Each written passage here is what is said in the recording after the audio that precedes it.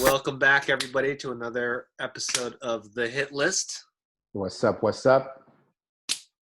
Today, our topic is going to be favorite crime story. This was a little hard for me, but I got some good ones that I have in my collection. I've got some good ones too that I think you'll enjoy. Be sure to like, subscribe, share. Let us know what you think. Let us know what your favorite crime stories are. I'll kick things off, and I'm going to start in order from what I like to what I really like. I kept having a problem distinguishing between a story that had crime in it versus a crime story. So even having to do some digging and working on my definition about what actually a crime story is actually something that caused me a little bit of backup. So those of you out there that are watching, if you guys had that same problem, you are definitely not alone. So kicking things off at my number 5, we've got Gotham Central, Half a Life. Okay. Nice little story by Greg Rucka and Michael Lark. Kind of a smaller character story focusing around Renee Montoya, who I believe came from the animated series. More of sort of a human cop story. And I know it's a little off the beaten path of your standard crime genre story, if you will, but there's obviously elements of crime with a lot of them, being taking place around Gotham PD. The dialogue very well written for just that cop technical lingo. All in all, I just like how the story flows. Michael Lark does a really good job with playing with sort of a bit of realism, little bit of grittiness, and he the way he adds the colors in, it's just very much fits the story of what Rucka's trying to convey. And then I don't think it's a big twist at the ending, but it just doesn't feel like your normal superhero book, which I like, but it is set in the superhero universe. I know the title. I don't think I picked up anything from that, but with that being said, I did find a little difficulty with this because I kept thinking about stories that have crime in them versus the crime genre. So for me, that was a little difficult because I had to go through my collection and see what I actually have and actually read that fit this particular genre. Because there's a lot of stories. I mean, there's a Dwayne McDuffie Batman story that was really good that I felt would fit this, but it's not exactly in the crime genre, even though it has crime in it. But I think the first one definitely fits. My first one is, again, I'm a Warren Ellis fan. So the first one that I came up with is definitely Fell. Fell was a way for Warren Ellis to create an affordable comic book. He actually did this because he was not overly happy with the price of comic books and he thought the price was going up. So what he actually did was he created this comic book, which was, I think, $1.99. And what he ended up doing was decreasing the page number and telling the story in X number of panels, and then having a large number he was answering people's letters and giving backstory of the character and of the story in the back pages. So it was actually a really interesting kind of experiment. So it was Warren Ellis, Ben Templesmith. It was basically about a detective who was kind of removed from his home and sent across the water to a town that was pretty much had been abandoned by everybody. It was crime-ridden, drug-ridden. There was problems all over the place. And so one of the things they did was to kind of mark everything safe. They would put this X and an S, and then that's what you'll see all throughout, even on this cover, you can't see it, and the red mark on his neck was actually, he had went out with this girl and she had branded him in the middle of having this somewhat intimate moment. So Fell tells the story of, it is a crime genre. It tells the story of a cop and how he goes through moving from one town and precinct to this kind of forgotten city. And the good thing about this is each story, each book is actually self-contained. So if you read the whole story, or if you only read part of the story, you would still be completely aware of what's going on. I think this was about I think the goal was to get this about maybe 10 or so issues. But what ended up happening was Warren Ellis's computer ended up breaking. It crashed and it destroyed the story. So he had to go back and start recreating some of this. And that was one of the issues. So at this point, I think the first story arc is either almost finished, or the second, story arc is either almost finished. And is he really going to come back and bring more of this character to us? No one really knows at this point. But this is definitely one you want to pick up. Ben Tipple-Smith does some really great horror art that I really dig on certain books. Very much so. I think Michael Lark does a really, really good job with that as well. So this is definitely one that, and it has a lot of backstory. So if you want to read a lot of the backstory that happens later on, that's not in comic book form, it's just in prose writing form. It's also a good thing to pick up. Yeah, and speaking of Warren Ellis, he has a really good knack for just an economy of words, which I really like, and I think that's also something that makes him really popular. Aside from just his fantastic creativity across different genres, as you have conveyed here with putting Fell and crime, which is perfectly okay. I mean, it's our show, right? We get to pick what's in the genre. Yeah, but I also want to make sure that we're leading the listener, because the goal is the show. Remember, the goal is that we want you guys to go out and say, you know what, I don't have this book. This is something I should go and pick up and give it a try. So I'm going to make sure we're leading you guys down the right path as well. And folks, if you like crime, even if it's not specifically what you would define as traditional crime genre, these are still good picks. Right. We've read all of these, and maybe they don't fit exactly into the crime genre, but it's going to fit somewhere. Yeah, I think the Golden Age really did, and even the Silver Age. I think those two eras really had a really good grasp of crime comics. Yeah. It was an entire genre. There was no need to worry about crossing over. But I think with Bronze and Modern Age comics, I think there's this crossover between crime and criminal comics and the genre. So I think it makes it a little bit more difficult. Yeah, and that's a really good point, is that the crime genre, when you think about, EC back in the day, that's probably what some of our old school readers will probably pick. Tyrone and I were probably a little bit past that, a little bit more on the modern stuff. Exactly. So just heavy spoiler alert there. Yeah. None of that is on my list. Right. Right.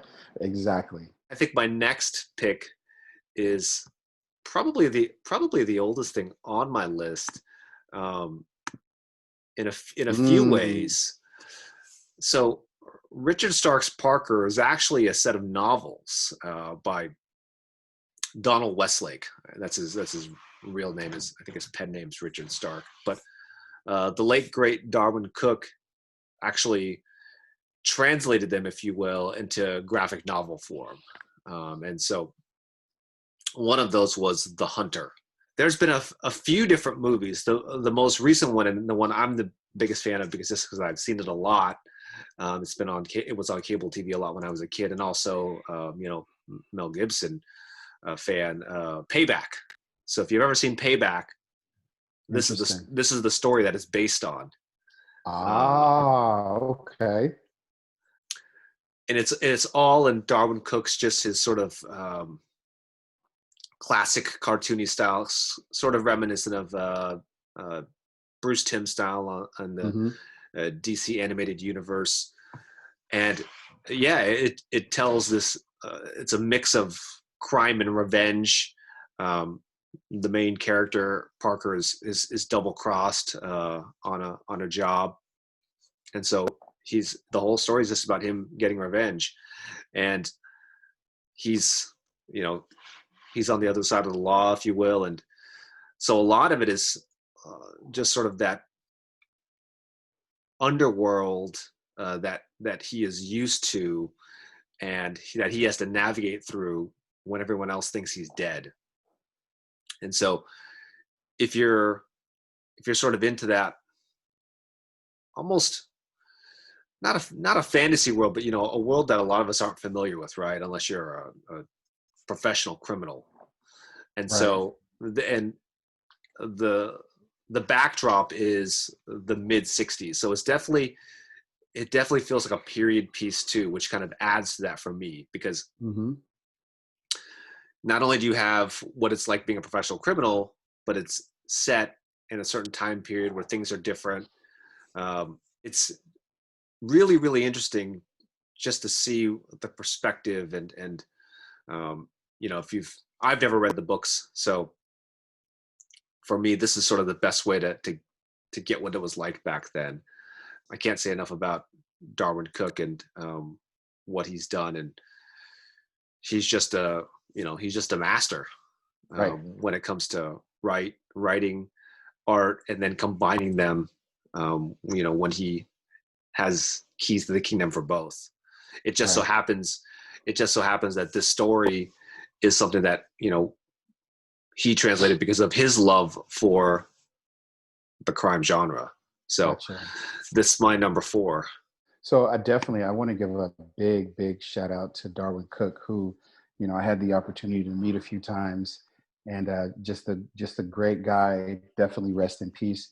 And one thing that I was told by a professor in Southern California when came up to the Bay to do the lectures, like you want to learn about something or culture, either read a book or watch a movie from that perspective culture, right? Or that perspective group that you're trying to learn.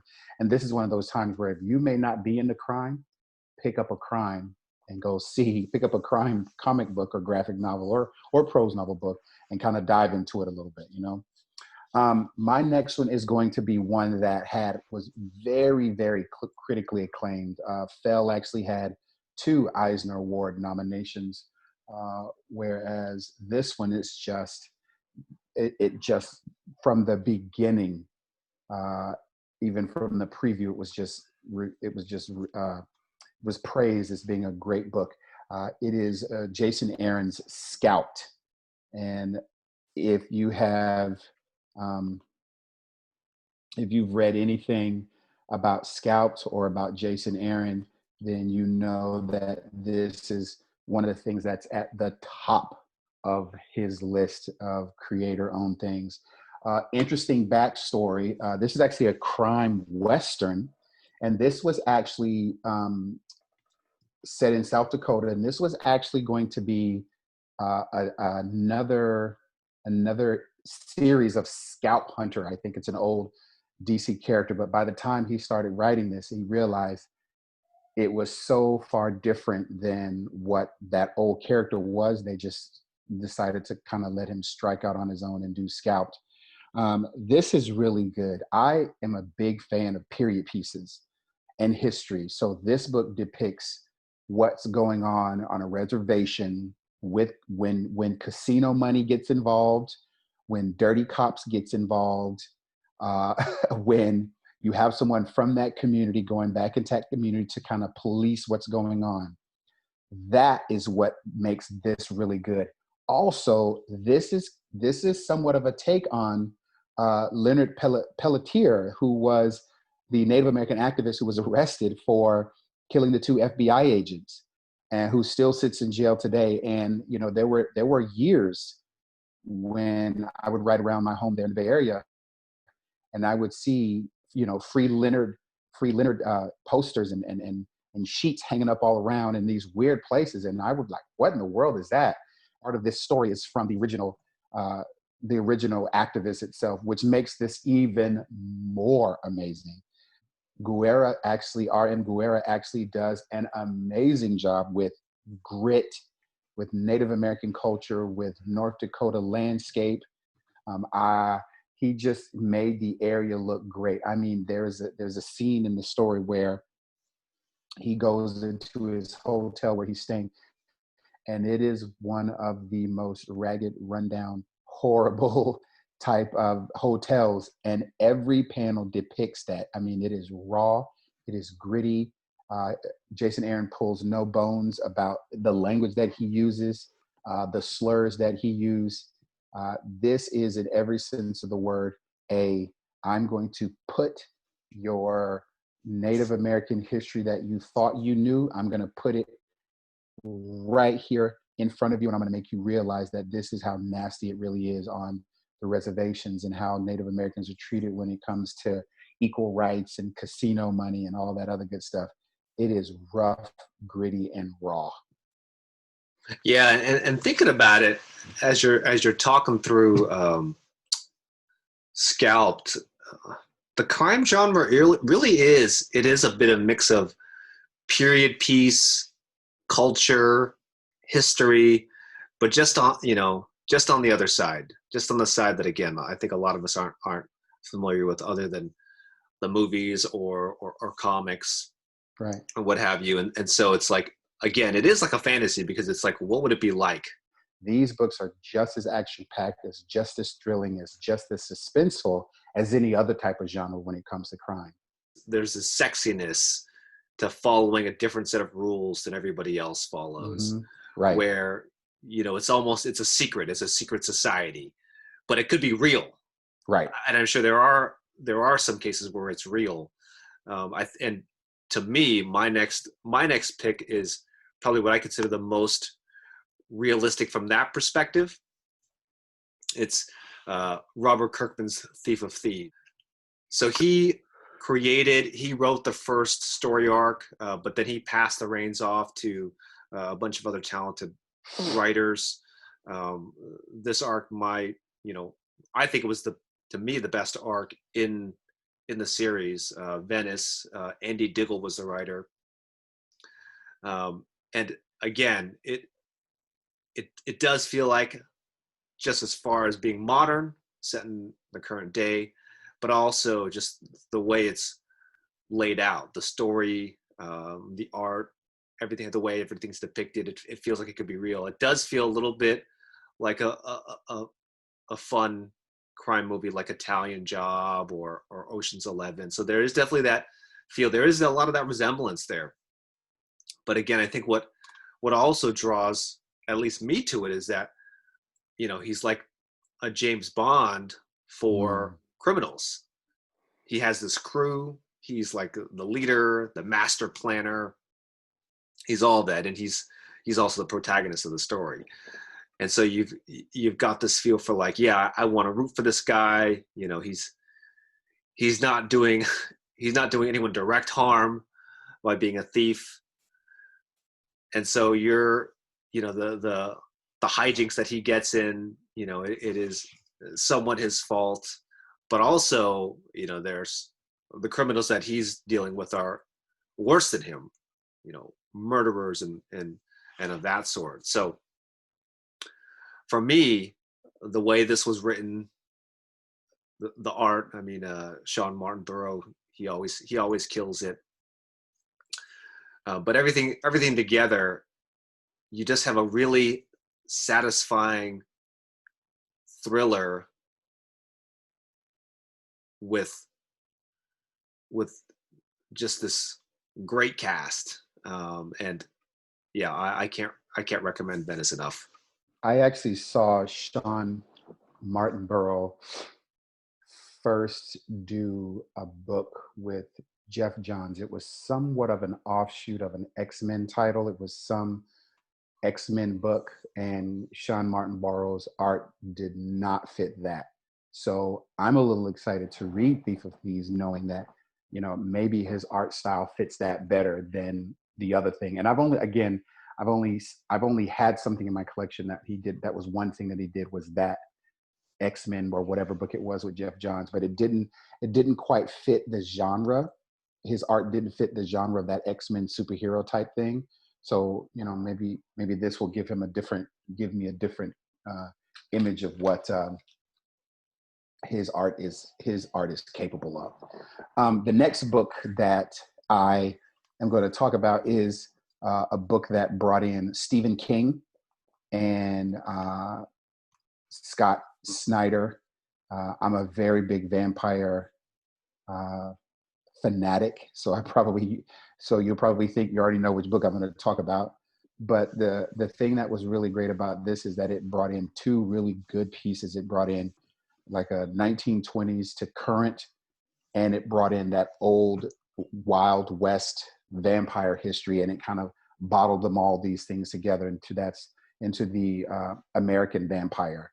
And American Vampire, for me, was really kind of out there because it kind of started really really slow, and then all of a sudden it just took off.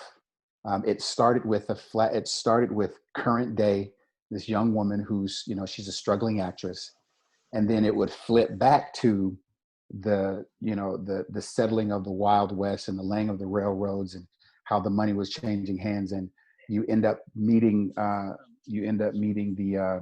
the main character. His name is Skinner Sweet, and Skinner Sweet just becomes a different type of vampire. He doesn't have any weakness to the sun. He moves faster, stronger than any other regular vampire.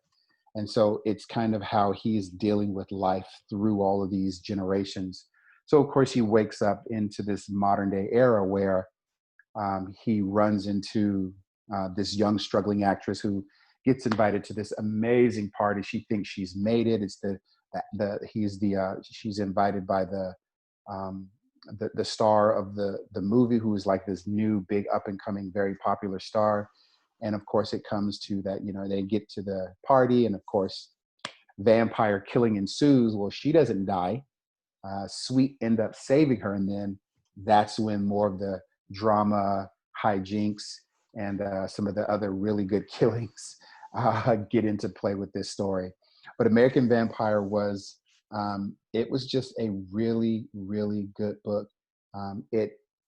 What I liked about it was that it did tell a story of what's going on now, and then these the flashbacks happens. I think these flashbacks happen a lot more in this book than in a regular flashback, because there was a constant flashback to that Wild Western time, trying to tell that particular story, and then kind of moving back to this current story of the young lady and the struggling actress in Hollywood, and that whole secret sect of Hollywood vampires, and how they are preying on these innocent people in Hollywood. So it was a really good story, and I have to admit Scott Snyder did an amazing job.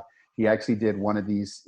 He did one of the runs with Stephen King, which made it all the better. But this was a pure Scott Snyder book. He ran with it, him and Raphael Albuquerque, who brought in some amazing pencils and hard lines. I mean, his lines were thick, his lines were clear. It was very specific. It was intentional. This too did an amazing job with this book. If you liked those really good stories, like if you like anything of the vampire Lestat, did I say that right? Yeah, you would really love this. And again, this is depicting vampire history in the making of the West, right? And that creates a whole nother level of train robbers and outlaws and shoot 'em up and all kinds of stuff, man. It's a fun story, but they do not hide the gore. They do not hide the killing. It is as gruesome and as gory as they come as the best vampire movie. So this is one I would definitely say you should absolutely make sure that you pick up. Actually, there was a lot of this. He did the first series, I think, went to 34. The second series went to maybe 11, and then there were 2 spinoffs. So this book really had teeth and legs, and it really grew on people, and it actually garnered a great deal of support out in the community. And when I think of vampires, I don't think of, again, the crime genre, but when have you seen a story about a postman who's a vampire, right? Yeah. it's always something illicit, uh, requiring going, below the law, above the law. Right. So it makes a lot of sense. And I might pick this one up. yeah, and the guy who's the bad guy, who actually starts out as the outlaw villain, that's not the way the story ends. There's so much more to it. So yeah, this one kind of took me by storm, but literally from the first issue. I wouldn't have thought that would have been on your list, but I'm intrigued now. Yeah. My next pick shouldn't really come to any surprise as far as the crime genre goes. Yeah, yeah. 100 Bullets.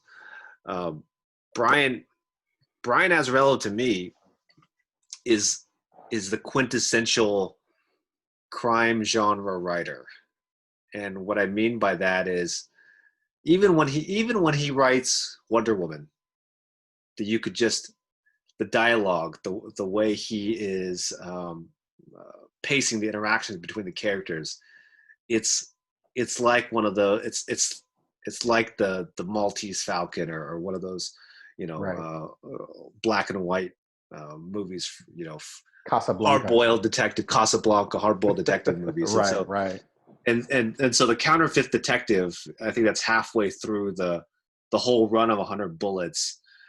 This to me was he was in like superb form here with this story. And 100 Bullets, sort of the basic premise is if you're given a gun with 100 bullets, and whatever you do with that, there will be no repercussions. What choices would you make?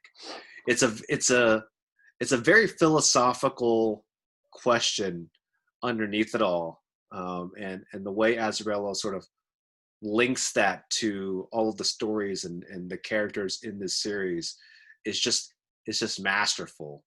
And so in this particular story, the main character is not who he is, not who he thinks he is, which is very common across a lot of the story arcs. Right. But there's always mystery. There's always just underlying of things are not as they seem, and never more so in the story. And then you throw in the detective aspect. So he is a detective, and so he is working on behalf of someone in the story, but it goes much deeper than that, and it ultimately links back to the entire story, with this secret group called the Trust, and this group of essentially super assassins, if you will, super bodyguards, the Minutemen. And so all of that links together to this. Feels like it starts off as a small, private eye story, and Right.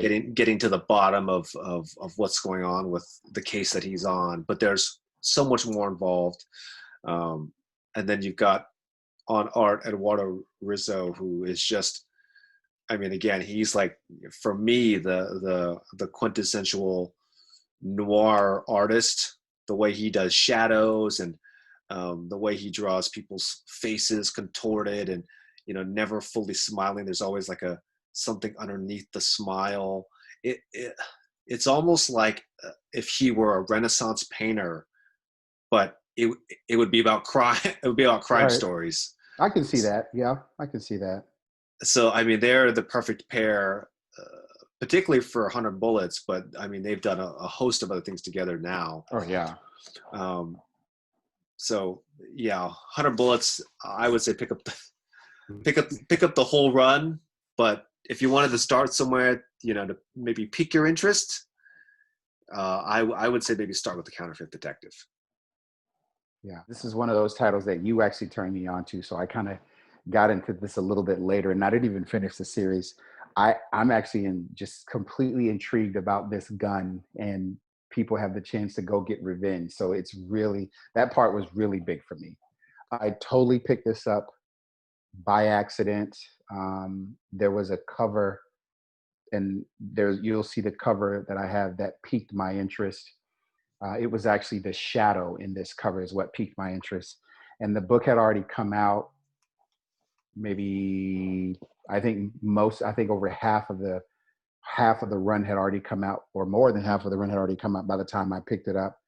And so when I picked it up, I read one issue, then I had to go back and find all the other issues, which for me even brings more excitement to it because now I'm so excited about what came before that I'm more anxious to read the book.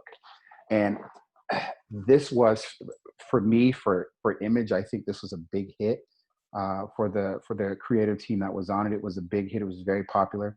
Um, I know how big this was. I know how popular and how good this book was because probably 3 4 months ago, I was telling a coworker about uh, a book that I thought they might like, and they're into the whole crime and the goth and the, not the superhero Captain America type genre books. They wanted something that was gritty, something that was edgy, uh, and this book served every means. So I told them like, you should go and grab this book. They got the book. I think they got it off of Amazon, and they were ecstatic that they had me that I was able to tell them to pick up this book. This book is called Bedlam, and if you look at the shadow, it is the shadow that piqued my interest. Of course, looking at the guy falling, his face and how it's going back, like he is just excited to hit the ground. He is not in any way, shape, or form scared. He is ready to meet his maker. And then you look at the face in the shadow, and it's just like, oh, there's something real sinister there. And let me tell you, that idea that I had of there was something real sinister there was exactly what Bedlam was about.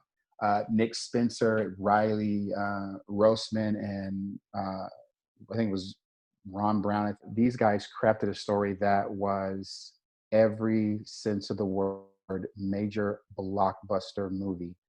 The story is about Matter Red, who was like the biggest evil crime person in the entire city of Bedlam, who eventually tries to help.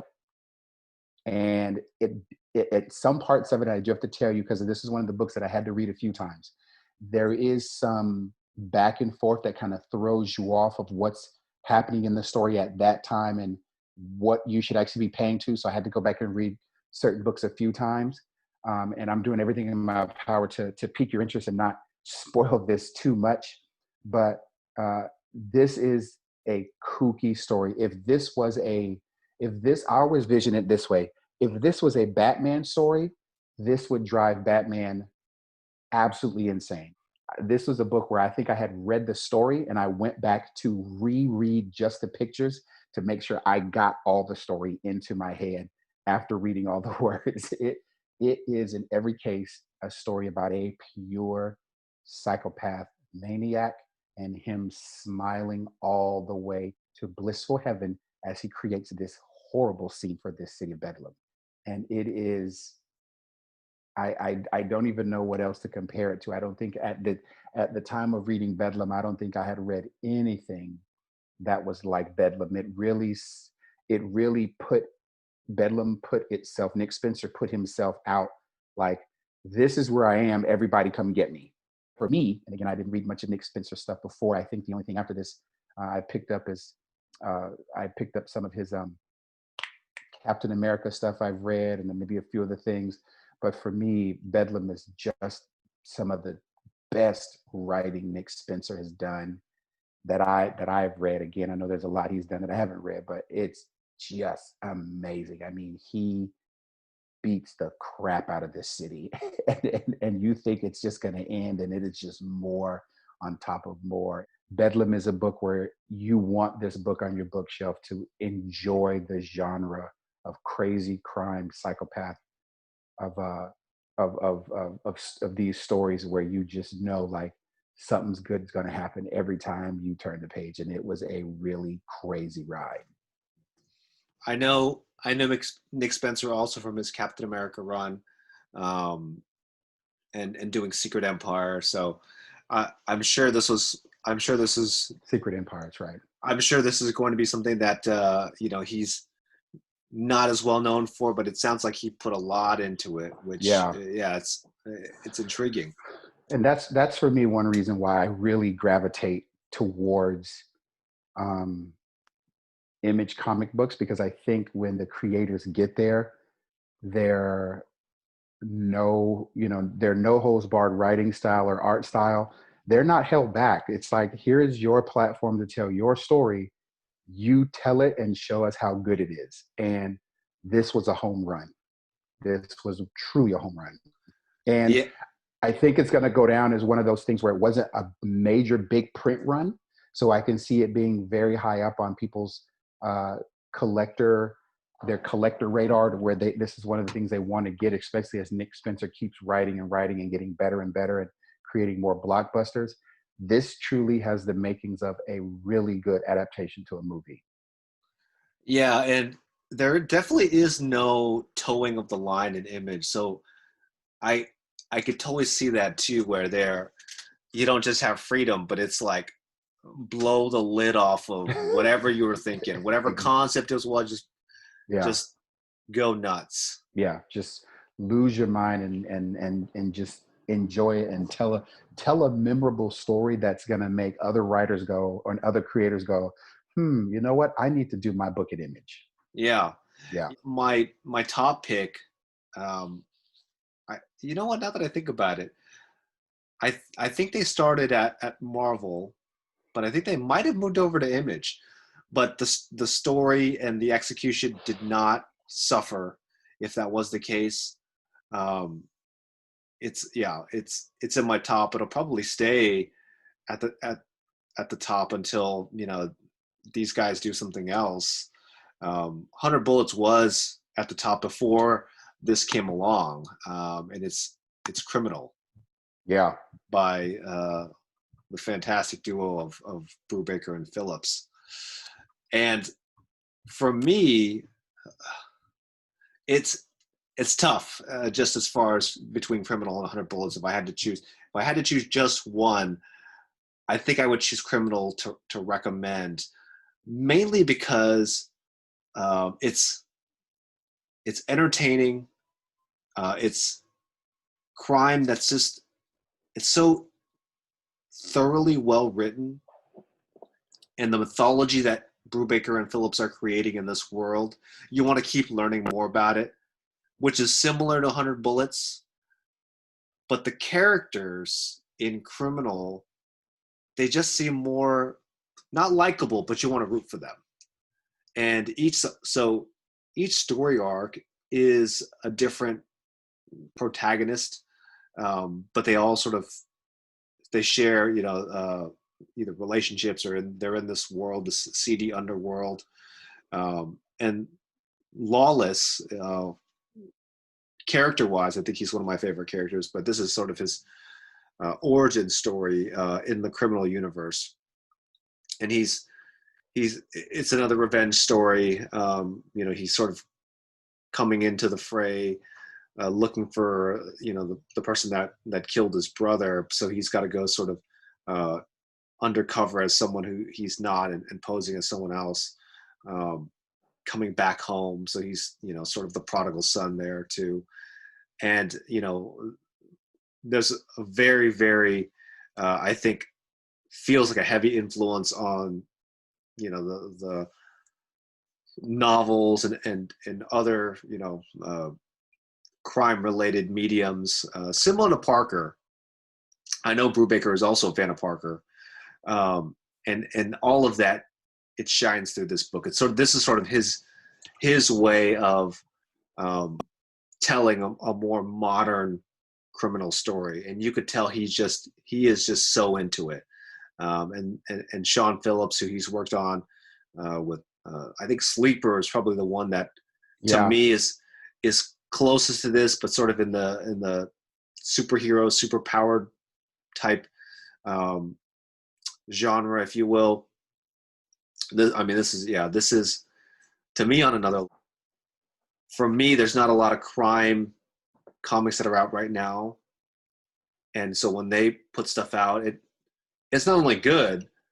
It's just as far as the story goes, you want to keep reading. You want to keep finding out what's happening. And Brubaker, particularly in his writing style, knows how to keep you on the hook after each issue. He did that very well in Captain America. He did that in Daredevil, and so he's just refining it over time. And I think it's pointing to Criminal sort of as where he's really like showing his love for the craft. How many story arcs are there in Criminal? Because I think this wasn't a continuous ongoing title, or what am I thinking of the right book? It was continuous.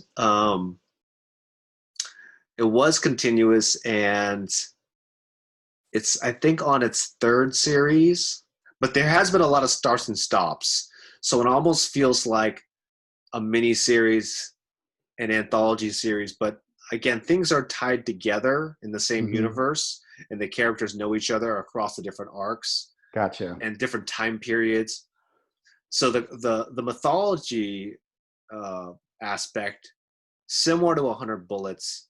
I mean, 100 Bullets is much more like you have to be very familiar with all of the characters and keep track of it. I think between the two, um, going back and rereading 100 Bullets, you will pick up on things from previous arcs that sort of add to future arcs, which Criminal does as well, but you don't have to pay like that close of attention. So Right. is you can be a little bit more sort of just sit back and read it from an entertaining aspect. I almost I almost feel like 100 Bullets and the way Azzarello and Rizzo, um, the way they put everything together was almost like um, an educational experience, Gotcha. which sounds very strange, but you, for me at least, I had to pay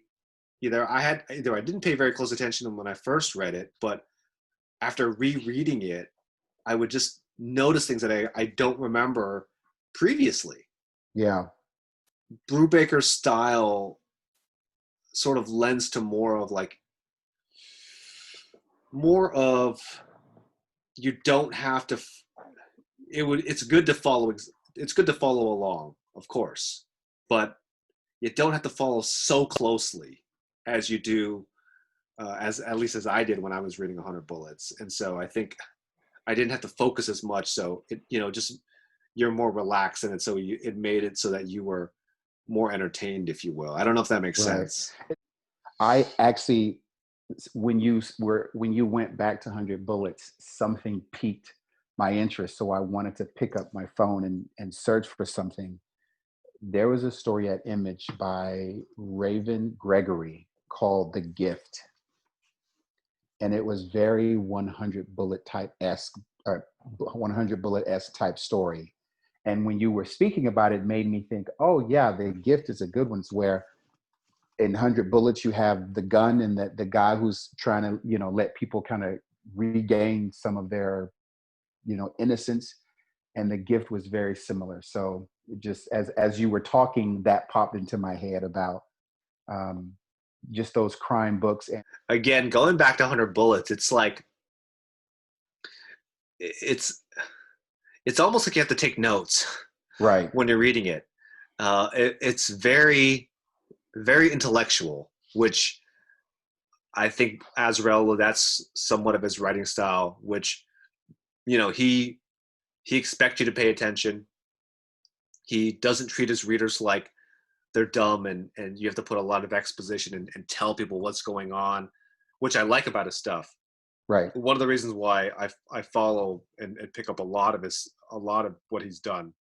Sometimes I just want to shut off and just read something that's a little bit more just easier to digest, which is I think where Criminal comes in from me as just my favorite, and also what I would recommend out of everything else, because I think I think 100 Bullets, it's probably a little bit more challenging to try and read it on its own, each arc on its own. You can and it's still probably entertaining, um, but with criminal, I think it's much easier, and you don't have to make that decision to like get everything, because they are somewhat self-contained.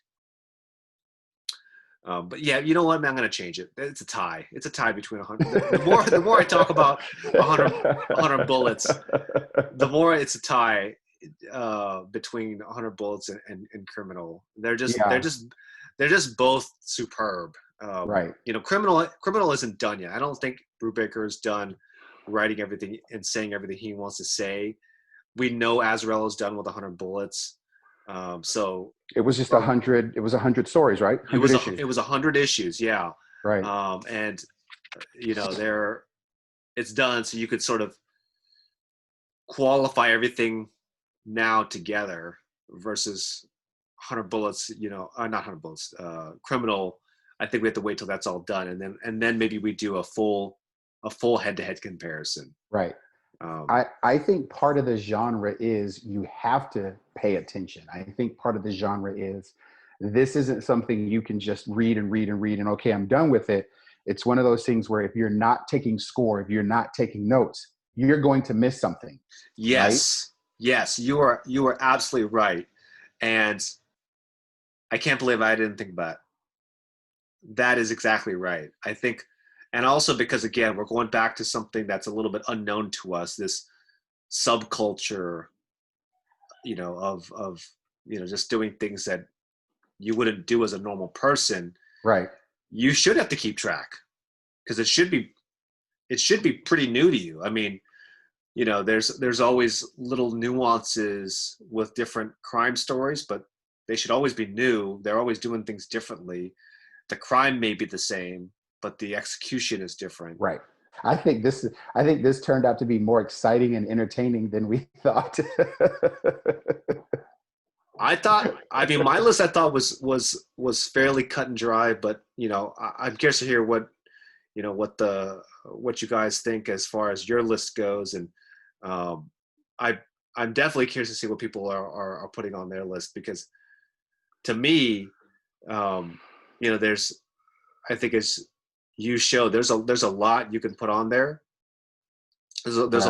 There's a lot you can qualify as the crime genre, but I made mine more, you know, very cut and dry, just as far as these squarely fit in crime genre. Right. So And I think for me, I wanted to go with uh, not just fit into the crime genre, but what was extremely entertaining um, for me and for the reader. So if you don't have some of these titles, this is the hit list, baby. Go make it and add it to your hit list. And remember, there are a lot of people out there, small businesses, comic book businesses that are trying to stay afloat during this time so you can support them online or different platforms to where you can keep them going and get some amazing, great stories. well said, my friend. Well, that's our show for today, guys. Hope you enjoyed it. Be sure to like, subscribe, and share. Let us know what you want us to do for future episodes. Let us know what's in your favorite list of criminal related stories, vampire stories, crazy psycho stories. Put it down there. All of it, exactly. All right, everyone. We're out. We're out. Have a good one.